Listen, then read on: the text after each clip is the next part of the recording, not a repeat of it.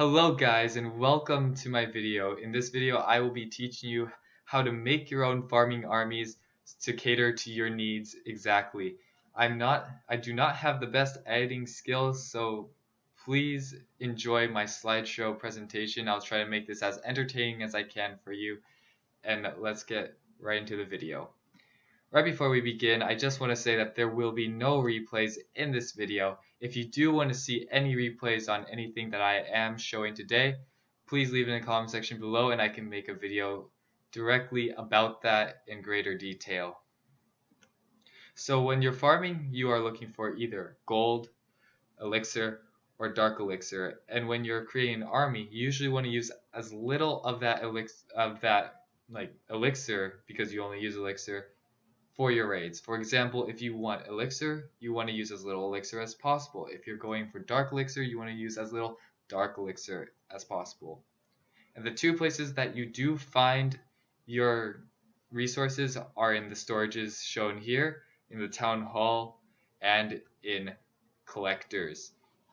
So these are the two things that you will be prioritizing when doing your raids, and these are two of the three things that you need to take in consideration before making your army. The third thing being time. So let's assume that you are going for collectors.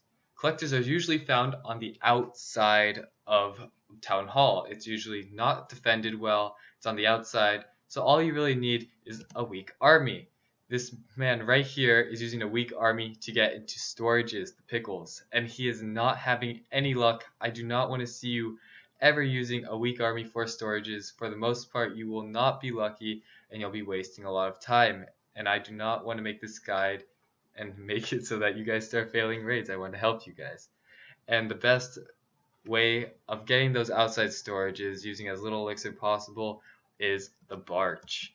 Now, some of you may be happy about Barch, some of you may be sad about Barch. I don't know, some people think it's boring, some people think it's fun, but the truth is this is one of the best ways to get your outside storages. You can do all arch or all barbarian, but usually a mixture of both is the best way to go.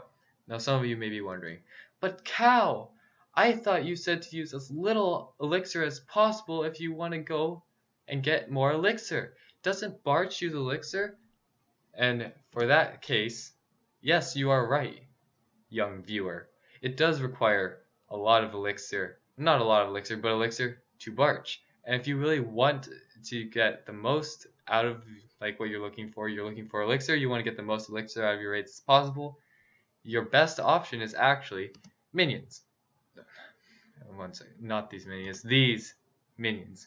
Minions, and more minions. The nice thing about minions are, one, they do not cost elixir, so all the elixir you do get from your raids goes straight into your pocket, straight into whatever you're upgrading. And another thing is, you can be very conservative about your minions. Your minions are not targeted by cannons, they're not targeted by grounded expos, and they are not targeted by mortars. These are very dangerous when you are barching, not dangerous when you are using minions. Very useful for getting that elixir. It's something that I use all the time. Let's get into the next slide. Storages. Storages can hold a lot of the resources that you want, and being able to take out these storages can be very beneficial to your raids. Now, where do you find these storages? Well, unfortunately, they're usually located in the center of base, surrounded, heavily guarded, and you don't really, what do you do about that? You can't really get into it easily. Well, this is where a strong army comes in, a very strong army.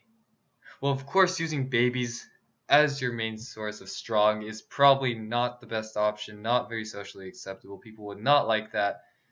So in Clash of Clans, we're going to use the bigger babies, the giants. And of course, going back to the point, if you are looking for elixir, this isn't the most popular substitute, but you can also use golems. They are just as well if you are flowing with that dark elixir and don't want to waste your elixir on giants.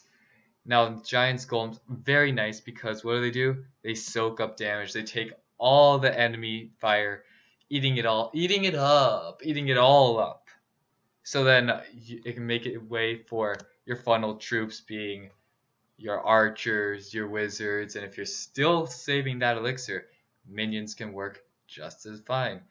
And after you create that funnel, you can then wall break in. Unfortunately, there is no real dark elixir substitute for the wall breakers. I guess you could use like Valkyries or something to just bust through that wall, but I think wasting that few elixir for those wall breakers will be worth your while. And what are you necessarily wall breaking? You're wall breaking in something that can go straight to those storages and take it out. And the best thing to do that is the goblins. There's been a specific raid called the Goblin Knife that's been invented.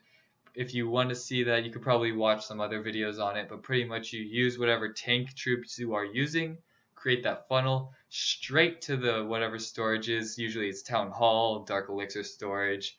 But pretty much you send them all there. They go in like a knife, take all of it, don't leave a penny behind, as you've seen in many Clash-O-Rama episodes. If you haven't seen Clash-O-Rama, maybe check it out. But Clash of Clans isn't paying me to say that, but it's your choice. So, using goblins, a very good idea. So let's go into the next slide. Time. This was something I mentioned towards the beginning of the video, now we're getting to it now. Time. There are some people that have it, and there's some people that don't. And for the people that do have it, you want to use those weak armies like I said before. Your Barch, your minions. But for the people that don't have much time, you might think that your options are limited. But actually, you have much more. You have a buffet of things that you can just do. Because you can't raid as much, it means that you can invest more time into stronger armies, stronger ones that take more time. You can use your healers, you can use your Valkyries, you can use your witches, you can use your hogs, you can literally use anything. The world is your oyster. You can build anything you want as long as it makes sense. And let's move on to what makes sense and what does not. So what makes sense as an army and what does not? It's kind of a loaded question, I know. It's kind of like I'm your parent saying this is what you can and what you cannot do. But remember, these are guidelines that are meant to help you make your own things. I'm not here to tell you what to do and what not to do. I'm just telling you what you should do and what you shouldn't do. And to help us figure out what armies to make, we're going to look at clan wars. And more importantly, 3-star attacks.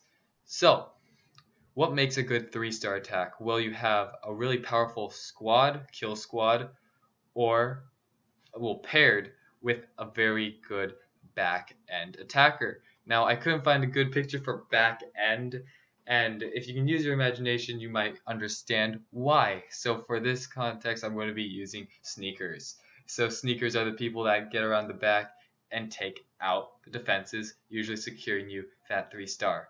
But this isn't a war army. You don't need the sneakers. You don't need them, because all you need to focus on is a good squad. Squads are what going to get you to the storages, are what going to kill the storages, not the back end attackers. So what makes a good squad? Well, first off, you need a tank. You need a tank to tank for your funnelers, and you need your funnelers to make sure that your divers go to where they need to go. So what makes good a tank?